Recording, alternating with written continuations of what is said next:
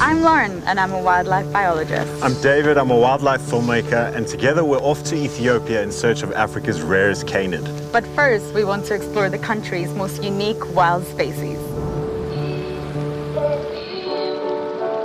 This may look like Mars, but actually, this psychedelic scene in front of us right now is from Ethiopia. We are here in search of a rare and elusive canid known as the Ethiopian wolf, only found in this country.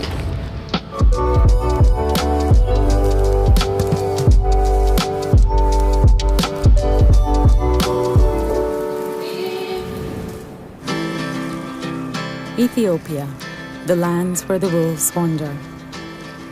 In East Africa, Ethiopia is a democratic republic with more than 80 ethnic groups and a bewildering array of cultures. Visitors can enjoy being younger, as the Ethiopians have their own calendar, roughly 7 years behind ours. Apart from the gift of youthfulness, let's not forget Ethiopia's other gift to the world: coffee. This is the only place on earth that you can hear the fading howls of the world's rarest canids. Part of the Canidae family, this wolf is remarkable. Less than 500 individuals remain today, making them 3 times rarer than the giant panda bear. This is Africa's most endangered carnivore. In order to see this species in its natural habitat, we're going to have to climb to lung-pinching altitudes of over 4,000 meters. But will it be worth it? To support local sustainable tourism and a desire to explore the diversity of the wolf's country, we head to the Afar Triangle. With very little to offer in terms of life. But geologically, however, it's a treasure trove. We made it to Mekelle.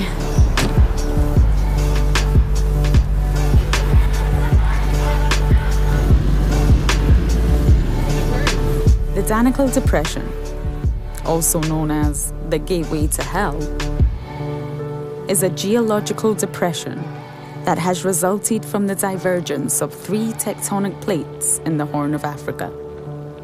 It is part of the Great East African Valley, with one of the most extreme climates on Earth. One of the hottest, driest, and lowest places on the planet. Can any life survive here? Against all odds, people do. The Afar people call it home. However, no wildlife survives or thrives here, except the microorganisms called extremophiles, who thrive in, well, extreme conditions. These microbes are among the most ancient life forms on our planet. Day 2 here in Ethiopia. It's actually slightly chilly in the morning and we're just getting ready to embark on our journey. Currently getting my hair done. It's a very interesting experience. Not unpleasant. My inspiration is right here. My hairdresser is right here. Say hello. It's so dry. So far we've seen some cows, some domestic dogs and camels. Yes, camels. Our first adventure is to climb the Smoking Mountain, the most active volcano in Ethiopia. We're in the Afar region outside of Mekelle. It's taken us all day to get here. And up here is a volcano and it's called Eta Ele.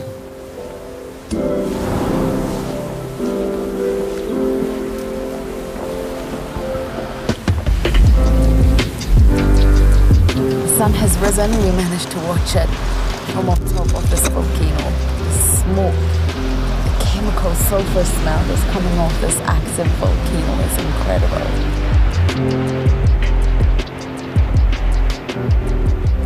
We climb down through barren land and prepare to travel to the salt flats of Lake Asale, an ex-harbour of the Red Sea.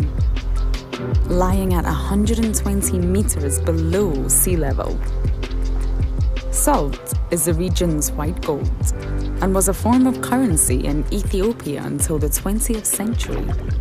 It looks more like an Arctic desert than a saline lake.